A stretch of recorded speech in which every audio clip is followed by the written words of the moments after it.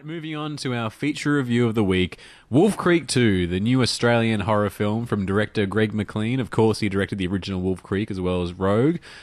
Stars, of course, John Jarratt returning as Mick Taylor. Here's a clip. Mick Taylor's a name. Big shooter and outback legend. Expect to come to my country, waltz around like you own the bloody place. Come between a man and his meal and just work away. Bit rough, ain't it?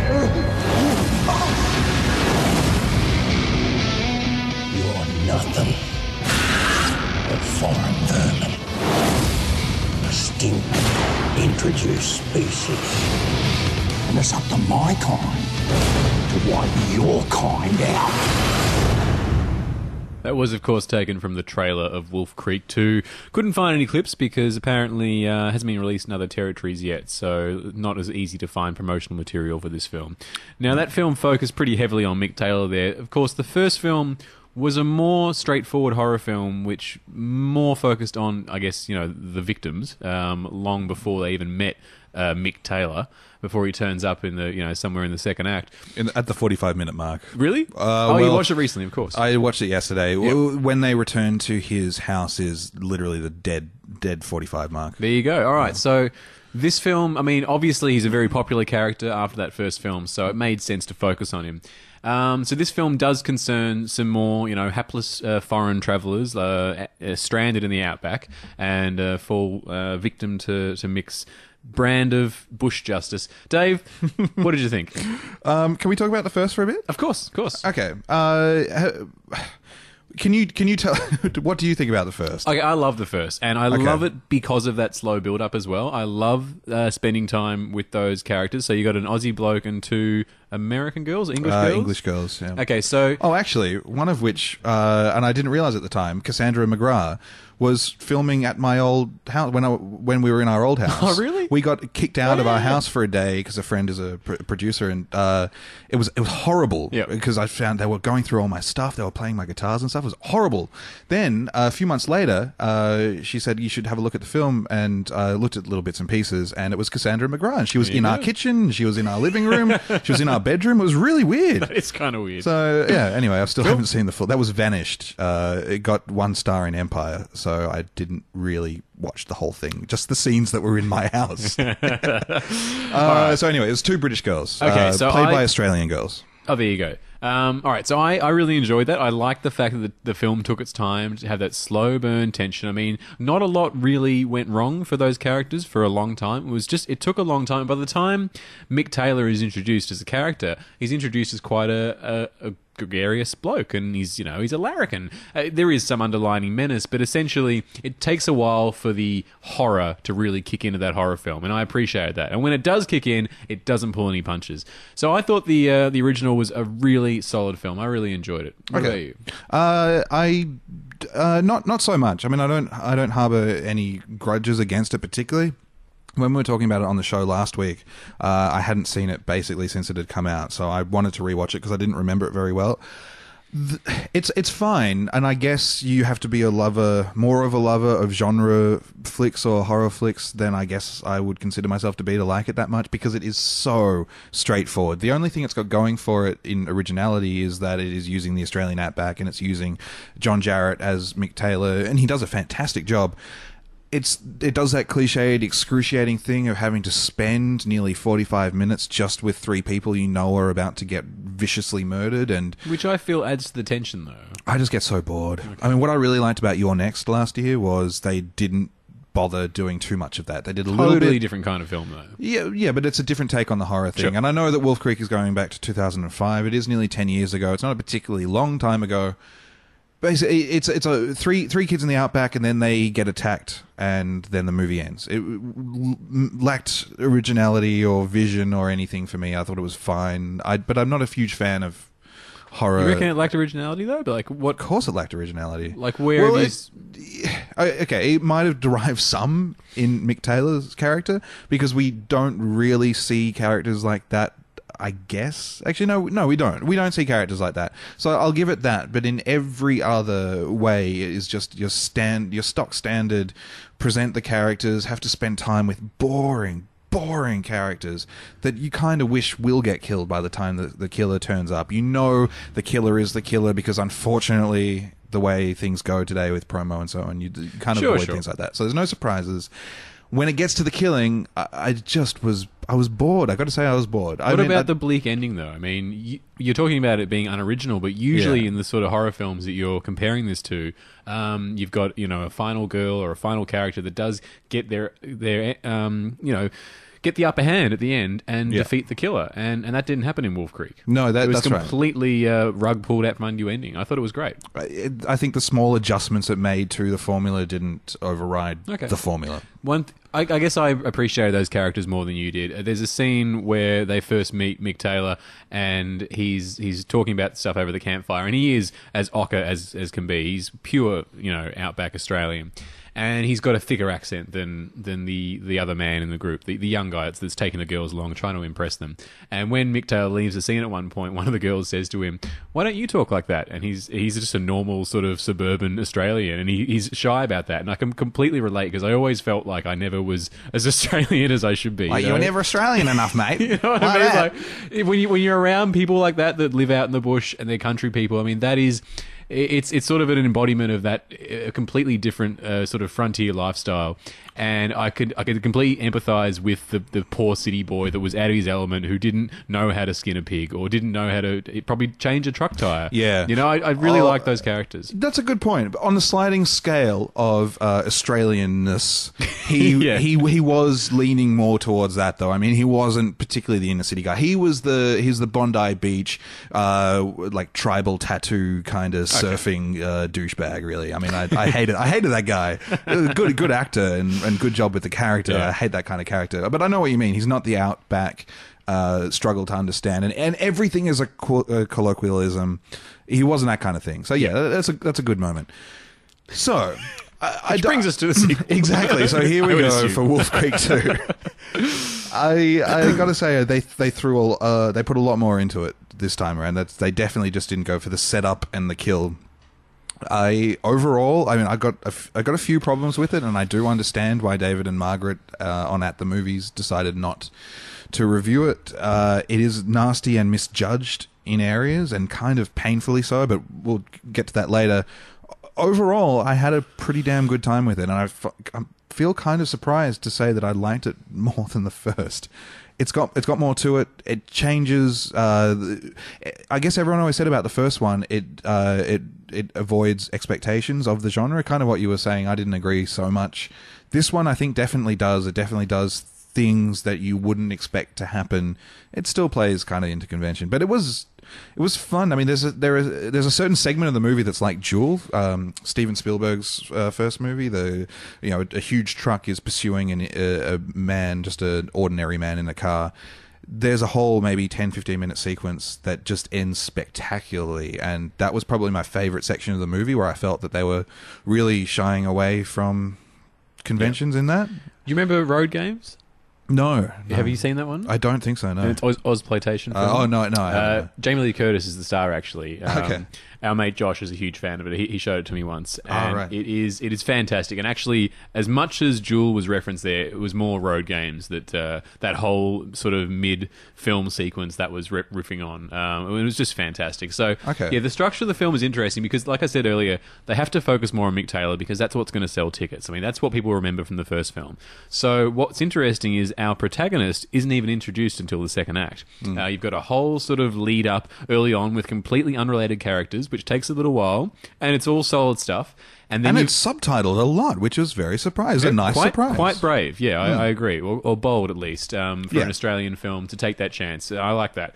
Then you've sorry, we're talking about German backpackers here. Yes. Yeah. So, and it's good because it'd be very easy to have those German backpackers simply speak English to each other with a German accent. But they just, every time they were away from other English speakers, they spoke German to each other. And that's great. It's nice to have that realism there. Yeah, for sure. Then you've got a huge chase sequence, as you're talking about, involving the trucks. And it goes on for a long time. And then the final part of the film is this a really twisted version of the citizenship test, and it does slow down considerably. And I don't know if this final sequence works as much as the rest of the film, because the momentum does just stop dead. But it still has enough interesting things going on there to make it worthwhile. Overall, man, I love this film. I loved it as much as the first one, but in completely different ways. I think they're completely separate films, which is so admirable for a sequel. To make an exciting, energetic film that doesn't rely on just what happened in the first one, doesn't try to emulate all that, the same points, try to tick the same boxes. Yeah. I thought it was great.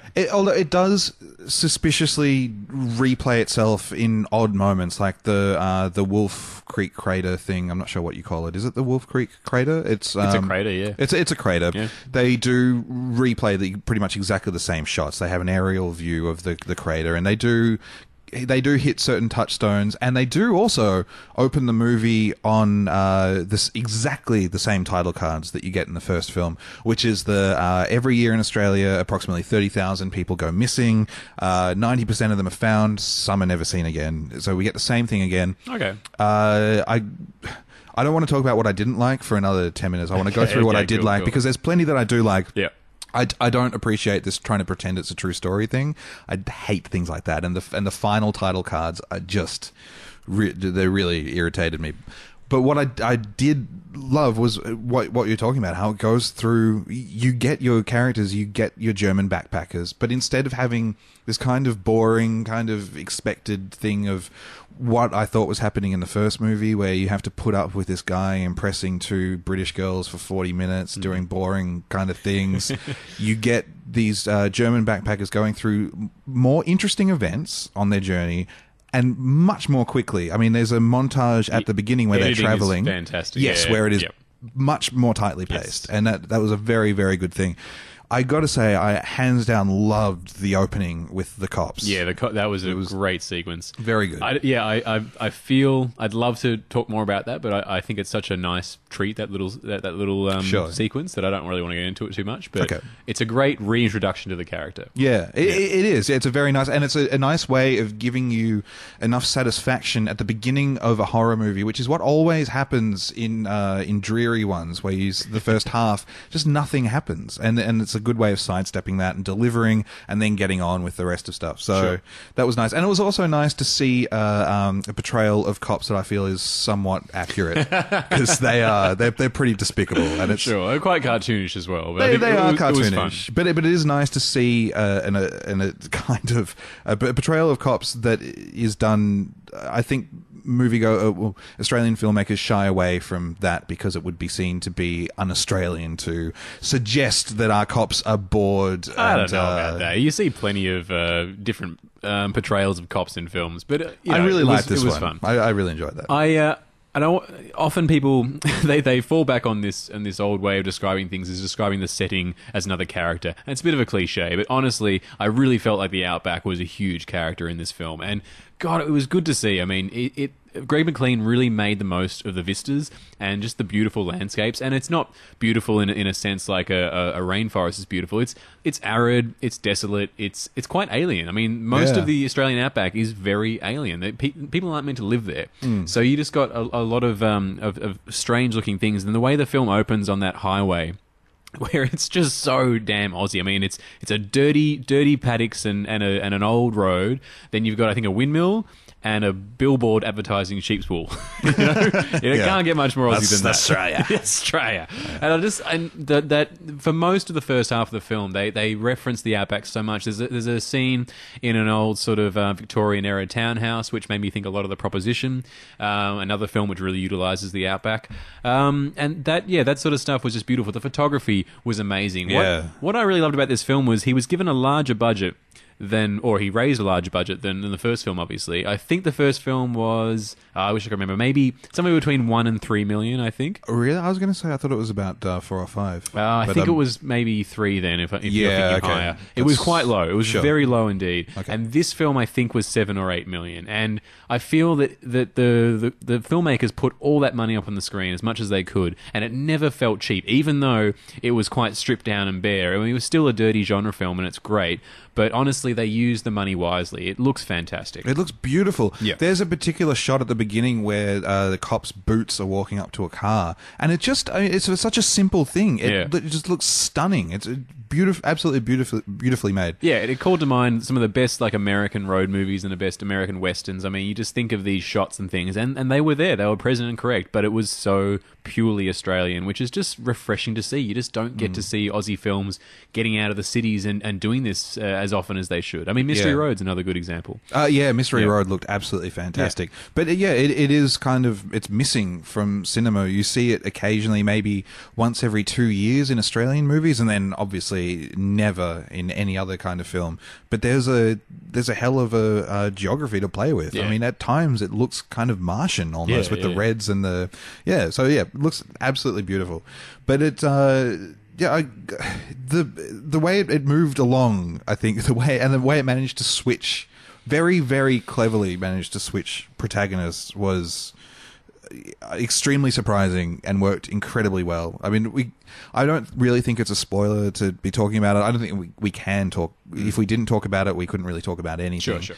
But the way that was done, I really enjoyed, and it's not sort of until maybe 20 minutes after that's happened that you actually realise that is what has happened. This is the main character. Yeah, now we're dealing with this guy, and he's even referred to jokingly by Mick Taylor as Hero, which was a sort of kind of a nice sort of knowing nod on Yeah, at first, looking back on it, I was annoyed he wasn't in the film earlier because I wasn't as invested in him as I felt I should be to a protagonist.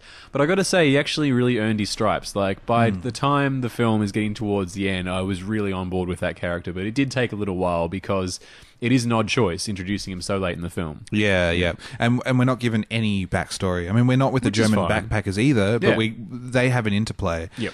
All we see of our new protagonist is an aborted phone call to his girlfriend, and that's it. Yep. And the phone signal drops out. And we know by his accent that he's English. That's about it. Yeah, that's really about it. Yeah. All right, so what are the things... I mean, you said that you understood why Margaret and David refused to review it. So what are the things that didn't work for you? I guess the things that don't work are always the things that I never like in exploitation movies or don't like in horror movies anyway.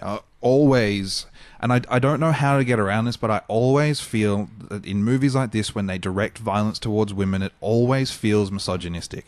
I don't know... Well, it is inherently. Well, yeah, it is, but why is it then that violence towards men has to be portrayed in a way that seems... acceptable is not the right term, but it seems, I guess, more standard, more stock standard than when it turns to girls. And I guess then you have you always have the potential for rape, which is always something that's incredibly hard to deal with on screen. The first moment in the film that really put me off is when he rips a girl's underwear off and says "cookies" in a really comedic kind of way. That's when they do plenty of moments in this where they try and go for really nasty moments, but in a comedic kind of way. And they try and do a Clockwork Orange style thing of taking classical music, kind of joyful music, and playing it over a scene of extreme brutality. Sure. Kubrick did that before. I'm not saying, I'm not saying it's a direct rip-off or anything. I just don't think that it works to anywhere. I don't think Greg McLean has as high standards or high expectations or high motives like what Kubrick was trying to do with A Clockwork Orange. So when this joyful music kicks in and when we have these really irksome lines like cookies when he's about to rape a girl who's just been beaten, it's just... When you're trying to elicit laughs from an audience on behalf of the antagonist that's doing horrible things, I start to wonder about the morals of the people making the film, but then I'm also torn because I know inherently the filmmaker is probably a decent guy and that he does have a sense of morals and we're not meant to like the villain, but then why play him for cheap laughs? I'm really torn about it. That's an excellent point, and I was going to get to that later anyway. I think it is interesting the amount of sort of love they invest in the Mick Taylor character, because it's almost like they're daring the audience to enjoy his company when he does do despicable things. And I'll agree that the sequence that you're talking about with the attempted rape, that was almost a turning point for me because it was so explicit, and it was also something I didn't remember from the first one. But maybe you can tell me, you've just seen the first one. No. Was there any hint of that in the first one? I just remembered him killing No. people, not being interested really in sex. There is absolutely nothing about sex in the first one, Yeah. which is why I think it kind of heightens the impact in the second one. It makes it stand out even more so. Yeah, which obviously is a big part of this film, as it turns out later. But I mean, I found it really distasteful, but luckily there was enough to move on from that, and they didn't linger on it at least. But it really does make you stop and think when they do invest comedy in this character, whether you should be laughing, I guess. Whether how humorous is he? You know, how much should you be empathizing with him? Because at the end of the day, he's despicable and he does horrible things, which I'll get to later. But so was what the main turnoff was? I mean, do you think that's still a reason to not review the film? You mean in the case of at the movies? Yeah, sure. So we didn't we sort of touched on this earlier, but we did cover this last week. For those of you that missed this, our national TV film reviewers refused to review the film, which caused a bit of controversy because it's something they don't usually do. So they didn't give any reason for it. They just decided not to review it, despite it being number 1 at the Australian box office. So yeah, there are a few caveats to this. that. David of David and Margaret said he reviewed it in a Sydney newspaper. He gave it 2 stars out of 5. I think that's damning them, though. The fact that they've actually proving that they've seen it, but still not reviewing on their show. Yeah, but I think there was a misconception among people that didn't delve into the story too deeply, was that they actually had seen the movie. I think a lot of people thought that I feel is worse. So what I mean though is I think some people thought that they were expecting it to be a torture porn movie, and so they said, we're not going to see it, we're not going to review it. But what happened was they saw it and didn't review it. But I'm absolutely with you. I never thought they didn't see it. I always thought they would have seen it because it's their job. But the fact that they then saw it and then chose not to review it seemed was the most irking thing to me. If you spend, they've spent 20 years on 30 air, years, I think. 30 years on air, right? And they are fantastic. They're excellent. They have an excellent show. They review about 4 new releases each week, and they always spend quality time with local releases. For them to pull such a stunt like this just feels wrong. If they have such strong opinions about it, they're valid opinions, and we would like to hear them. And we would like to hear them. That's right. It's all part of a conversation, and it's absolutely valid. So I think it's immature to. I think it would be quite easy to pick a handful of films without even thinking about it too hard that had similar accounts of violence and sexual violence in other films that they have reviewed over the years, and they've happily reviewed. You know what I mean? I'm sure they would have talked about Irreversible back in the day. Definitely. It's doesn't make sense, and they still, as far as I'm aware, they haven't explained their actions. So they don't have to. It's their show, but it's just.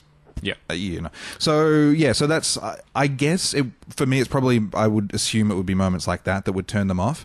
But it's weird. Like in that same scene, there is extremely graphic dismemberment going on, and I got to say, and it is kind of a cliche that you can get away with violence, but you go near sex and it's an R. I didn't really have a problem with the dismemberment because that to me that is so fantastical. That it doesn't really hit home or feel it doesn't feel invasive and doesn't feel nasty. Sure, but the sex is played with gritty realism. I know what you mean. And violence like that is so over the top. Whereas as sex like that is it's much harder to define. Definitely. And I've got to say, I still came away from the film feeling that it wasn't misogynistic, purely because when there was violence to women, there was just as much, if not more so, done to man. I didn't feel like it was laboured or it was a stance that was being taken by characters or whatever. So I feel I can think of several more misogynistic films that didn't even involve sexual violence. Do you know what I mean? I know what you mean. Yeah. I think it's a horror film. It's about a person that does harm to other characters. That is what the ticket is being bought for. Yeah. It's about a killer, right? Yeah. Sure. So you can't really complain when the killer kills people of both sexes. No, that's right. I totally agree, and I'm not damning the movie by any. I did overall. I think I had a more positive experience with this than a negative one. But I think the things I didn't like about it, probably to be honest, those misogynistic moments, they aren't that often, and that's a problem. That's not. I'm not saying it's Greg McLean's problem. That's a problem that's been in horror cinema for ever since it started. Well, maybe not since it started, but since the 70s or so on, when it started to get a little bit more liberated, I guess you could say. But it's what we were just talking about with the kind of the humor given to Mick Taylor and it doesn't. I don't understand. I mean, I'm confused. Okay. Here's what I think, and right. I might be elevating this film to higher than it deserves, but I honestly think that there is a lot of brilliance in this screenplay and in the way this film is executed, because I feel that Mick Taylor he's like the embodiment of our xenophobia, right? A lot of his dialogue revolves around him trying to cleanse foreigners from Australian soil. Like, that is sort of his modus operandi. He wants to get rid of any foreigners that come into what he perceives to be his land, okay? And this is something that we're dealing with all the time, like here in Australia, in the papers about immigration policy. I mean, this is what horror films are best at. They're best at putting up a mirror to our society, right? Texas Chainsaw Massacre, it's about the death in Vietnam, right? It's about that war. There's several horror films that rise above the sort of muck that gets churned out, and they do say something about our society. And it might be grandiose to say this, but I feel that Wolf Creek 2 is one of these films that really does have a look at what we feel about the other, the ethnic other. Now, the reason I think the film falls down a little bit is because they didn't go far enough. The fact is, you've got the character that's the protagonist that's there to sort of challenge Mick Taylor and be the foreigner, and he's a white Englishman. Why didn't they go for an Asian character or a black character, like an African character? I mean, that's what is a big part of the news today is refugees from African wars and things. Sure. I mean, you know why they didn't, though, is because that would have pushed the character too far and people wouldn't have been able to empathize with him. Then it would have been seen as a deeply racist film instead of a commentary on something. Exactly. And the thing is, where, audiences are fine with loving Mick Taylor and his wacky antics because he's such a larrikin when he's raping women and keeping them in cellars for months and raping them like Fritz. But if he actually was murdering... Do you know, like Fritz the cat? No, Fritzl, sorry. The guy in Germany or Austria that kept the girl in the basement. Oh, right, yeah, it's going back a while now, okay. sorry. I thought you were talking about the cartoon. Thank you for correcting me, it was Fritzl. Anyway, okay. the point is, the sexual violence, the fact... Fritz did a lot of, Shh. Okay, let me finish. Sorry, I'm on a roll. You are on a good thing, yeah. The fact is, the sexual violence and the fact that he is, a hideous person like that, that's still okay. He's still a lovable character. But I'm sure that if he was an out-and-out racist that actually wanted to exterminate other races, then we wouldn't be able to empathise with him enough. So I find that double standard to be incredibly problematic. However, sure. I do appreciate the challenge that the filmmakers have undertaken to really make Mick this sort of... I think racism is a huge part of Australian culture, and it's a huge problem, and it's more often than not under the surface, and it doesn't get spoken about enough. So for that reason, I think this film is brilliant. Okay, yeah, I totally agree with your thoughts on the the racism. It might be an abstract theory, but I'm pretty happy with it. yeah. No, I think that is sort of correct, and it is racism here is far more prevalent than people like to admit, and it's disguised a lot as well under the guise of nationalism, and patriotism, and it's kind of sickening, but I don't know to what extent the movie is actually trying to comment on that. I mean, I thought one of the prevailing thoughts I had after watching the first Wolf Creek was that the reason why some of the best horror movies work is because you can apply some sort of social... Yes, can I stop you there? Yeah. I don't necessarily think that the filmmakers are trying to do what I'm talking about. Okay. I'm just saying that the product is there, it's out, it's into the culture, and this is how I'm interpreting it. I understand that these readings are subject to, interpretation. It does come down to personal feelings. I'm not saying that this is some master plan by Greg McLean and co. to deliver this message and preach to us. I'm just saying that this is the film, this is what I got, and I think this is what it says about Australia. Okay. Oh, actually, when you put it that way, then then I don't have much to say to that other than I agree. That is a good interpretation of it. With the first one, I didn't get anything out of it. I thought that it didn't really have any themes going for it at all. I have heard that some people are saying about this second one that they don't like, kind of like what Rob Zombie did to the Michael Myers in the Halloween remake. They don't like Mick Taylor in Wolf Creek 2 being given too much of a modus operandi. They don't like that he keeps on talking about foreigners. Which I thought I would have a problem with, to be honest. I thought that would be my main sticking point, that he wouldn't be as much of a spectorial character that he was in the first film. You know, he is quite threatening and mysterious in the first film, and he comes and goes. In this film, he is essentially the main character. But I think that they handled it so well with this really tight screenplay that I was happy with it. And like I say, the way that that third act plays out, like it's unexpected. I mean, were you expecting the film to stop as much as it did? No. And dedicate that much time to... No, I was not at all. And it definitely worked for a portion of that stop. Sure. That stop, though, goes on and it is hampered. I'm not sure what the official running time is, but I felt like it was far too long. I know that's just a kind of arbitrary criticism, but you can pinpoint it to this. What you said was what did you call it? The Australian. It was a twisted citizenship test. Yeah, the citizenship test. Yeah, which I guess actually, if they're going to include something like that, then maybe you are more on the right track. Maybe they actually did intend there to be more social commentary than I thought coming out of it. When he started quizzing the Englishman about Australian history, I thought to myself, I wonder if there'll be a question about Don Bradman. And sure enough, that turns up sooner or later, because famously, the Don Bradman question was on the citizenship test for years. It has been taken off. I don't know if you know this. They've redacted that. In fact, the citizenship test, as it stands, is incredibly sophisticated. My wife was telling me about it the other day. It's all about... did she actually have to take it? No, not yet. She's not a citizen, she's a resident. Okay, right. So, down the track. Okay, sure.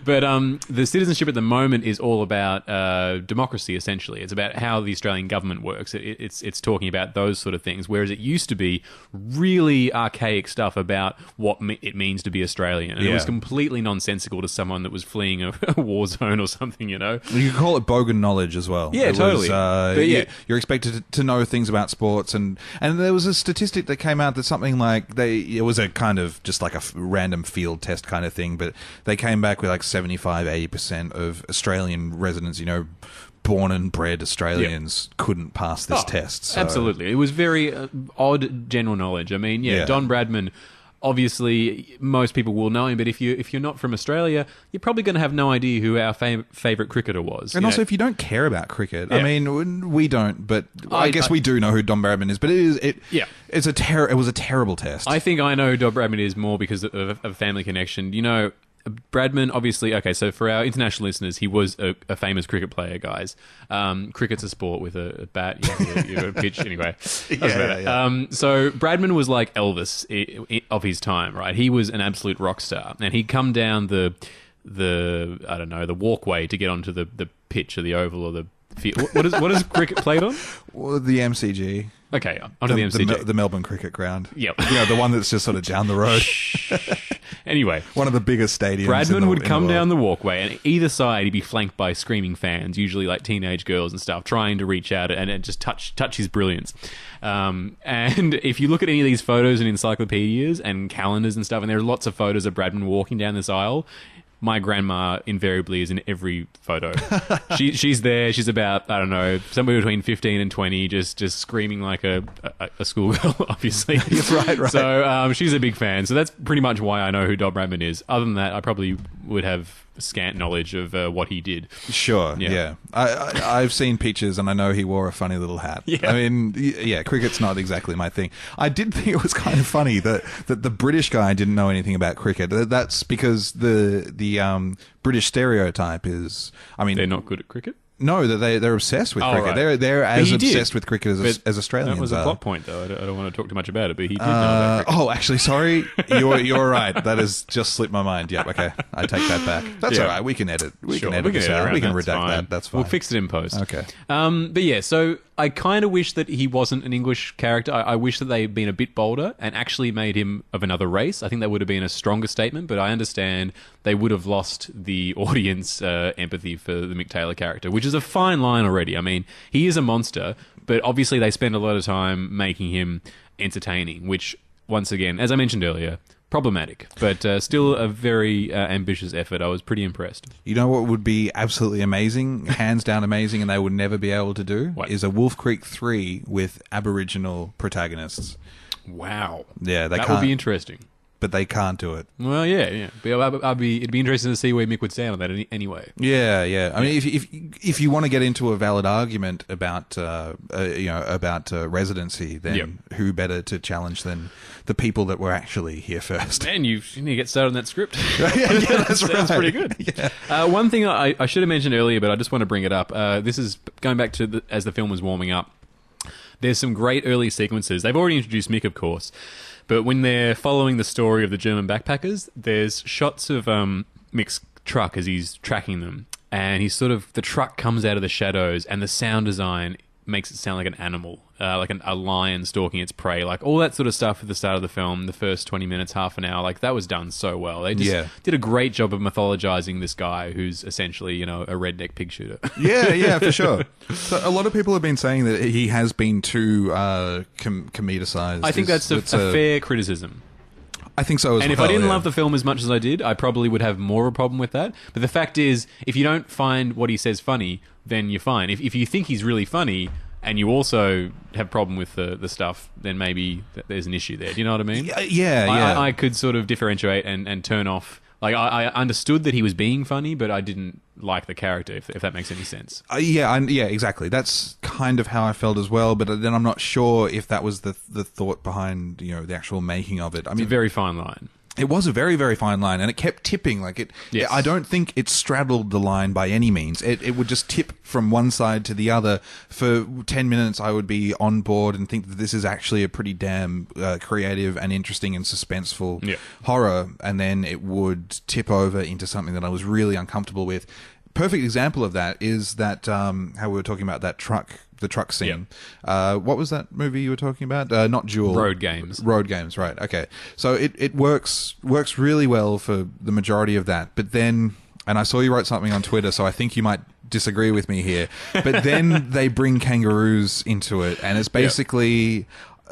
I don't think this is spoiling anything to say that kangaroos are involved in a car chase, and they are gleefully mowed down in CGI. It's not a Wake in Fright reenactment, but they're gleefully mown down by Mick Taylor in a huge huge rig, and it's played with classical joyful music again. And I was so taken aback. That was in bad taste. Okay, I would argue that's in bad taste. Sure, but I still loved it. Like, it's bad taste like John Waters is bad taste. Like, I love the way that when those kangaroos were introduced, it was in the middle of a drastic chase sequence, and all of a sudden there was this obligatory kangaroo shot. I was like, oh, okay. Australia. They're going for the international market. We have to have kangaroos. I was like, what a wank, really? Are we really just going to have kangaroos for the sake of it? And then they utilize those kangaroos in the chase sequence, and I couldn't stop laughing. I think I was the only one in the cinema laughing, but that really appealed to my sense of humor, I guess. I just thought that was fantastic. Yeah, it was like preposterous. I'm not saying it's it's a horror film. I don't care about reality. Yeah. This is a problem I have with horror and exploitation. I'm just thinking about them. No,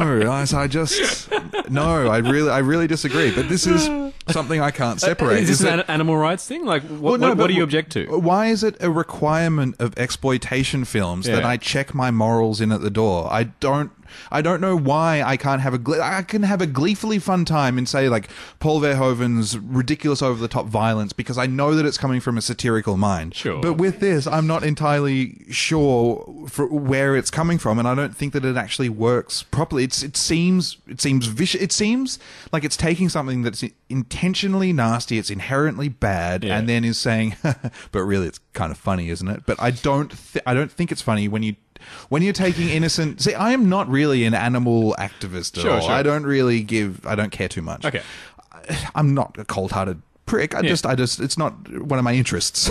I think when you take something that's that innocent, and maybe this ties in with the sex and the rape kind of thing. When you take something that's innocent and defenseless, and then you poke fun at its massive slaughter, I guess I have a I think for me, the reason that I don't feel the same way is because what I was talking about before about them being an Australian icon. Like, it just seems so odd to have them there out of the blue, and then to take that icon and subvert it the way they did with horrible violence. I don't know.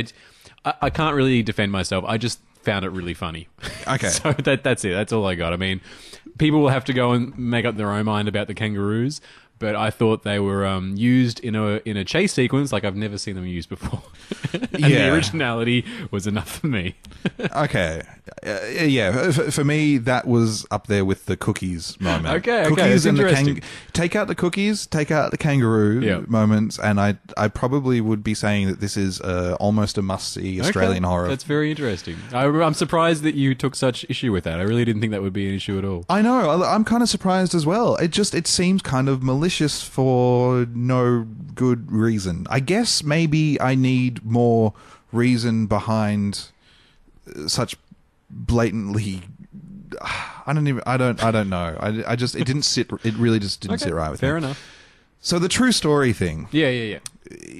That for me, Blair Witch started the recent trend of pretending that horror films are based on true things. We know that they're not. Everyone knows that they're not. But Ivan Milat was a real guy. Yeah. So with the first Wolf Creek, it was loosely based on the Ivan Milat backpacker murders and the Peter Falconio murder, very loosely. Well, the thing is, inspiration, but not based honestly, on true events. It's pretty much the same as Diana, though, because you're dealing with the outside bit that everyone knows. In this case, the public aftermath of the person that got away, right? The guy that survived, and then the guy gets charged with the murders because that's what happened to Ivan Milat.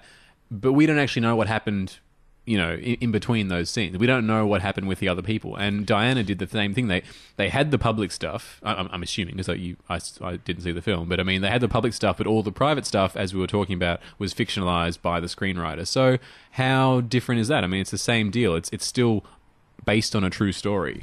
Yeah. Okay. I got two problems with it. Sure.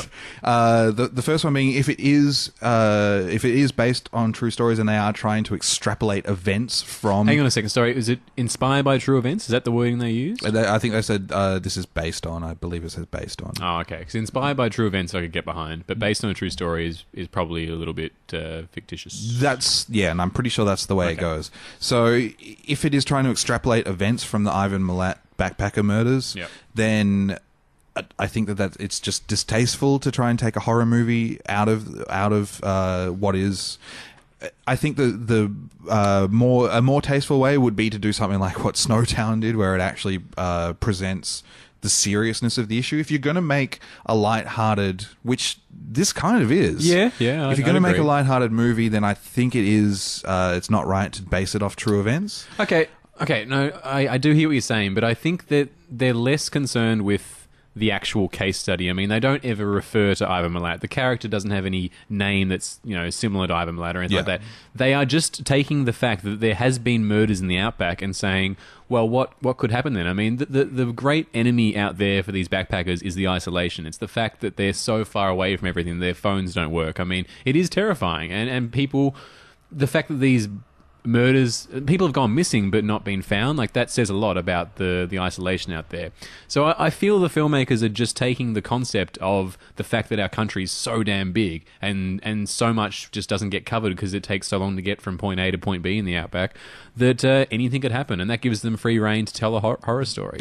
I don't think they're too bogged down on the real event, to be honest. No, I'm not. That's why I've got two feelings about it. Okay. The first is that if they are claiming to extrapolate it from real events, that would be my argument against it, but I don't think that that's what they're doing. No, I don't think so. Yeah, it can't be, because it's just too far-fetched. They're pointing to these things that have happened in real life, but they're not saying that this is that story. They're just going, check this out. It's crazy. Yeah, exactly. So put that on the poster. Yeah, that's right. So my other thoughts about it is just it is a stupid distraction. It is a needless claim, and it's a futile one now. Everyone knows. You go to the cinema. I mean, were you even vaguely convinced by the titles at the beginning and end of Wolf Creek 2? No. So why were they there? It's fun. I don't know. No, it's not fun. It's old and it's boring and it's dumb. Okay. I think I don't know. For me, it would be slightly more interesting if they were just going to give the hint of the suggestion of what you were just talking about, the isolation, and going, this is, people do go missing, but to avoid the ludicrousness of saying this is based on a true story. It's stupid, and it doesn't match. Again, it jars. It doesn't. It's when it's not straddling that line. It jars with they're trying to take the piss out of something and have fun, but then are they really going to try and play with our emotions deep down and make us think about things seriously? I don't get it. In defense about them claiming it's a real story, I mean, the guy that got away from Ivan Milat that eventually got him tried, right, for murder, he did claim that he was locked up in a dungeon, and he described an underground area like that. Okay. So, I mean, that... that's pretty close to... All right, so is it tasteful then to then extrapolate it into an exploitation horror movie? I guess it isn't, and I guess... One where we laugh and sympathise with the killer? I guess that's a fair enough point to take offence to. I guess I don't, because I guess I've just got such a love for these sort of films, and I don't really mind whether they're taken from reality or not. The fact is they're an important part of our cultural history, exploitation films, and I think they're just integral, and I think they're important. So, that's fine. Yeah, I'm not arguing that. It's definitely probably not fair to the victims, and I'm sure the victims' families don't really care for these sort of films. I think my biggest problem with it is ignoring everything we've just said about it. Yeah. Overall, it's redundant. It doesn't convince anyone. It doesn't add anything to the movie. It just sort of, in my mind, makes the film look stupider for assuming that it can take advantage of supposed gullibleness. It just doesn't work. It seems stupid. It would have worked a lot better without those stupid titles. All right, fair enough. I guess I didn't pay them much heed. That's it for me, man. We've gone way over time. I think I've said up my piece on Wolf Creek 2. Overall, though, definitely a thumbs up from me. I really, really enjoyed this film. Yeah, I don't know. I really enjoyed half, and I think that the enjoyable half is really damn good. Worth a ticket? Yeah. Okay. Yeah. But go in with your senses alert. Okay. And not. I don't know. I mean, very somber warning from Dave there. Yeah. Well, the thing is, take heed, cinema goers. Yeah. I mean, I'm only getting this invested in it because we get the privilege of talking about this in front of an audience every week. Yep. To be honest, I don't think it would rile me up if we weren't doing the show. I don't. Sure. It's not. Okay. It's not something I wanted to walk out of. Okay. Like a lot of people have said. Gotcha. Okay. So next week.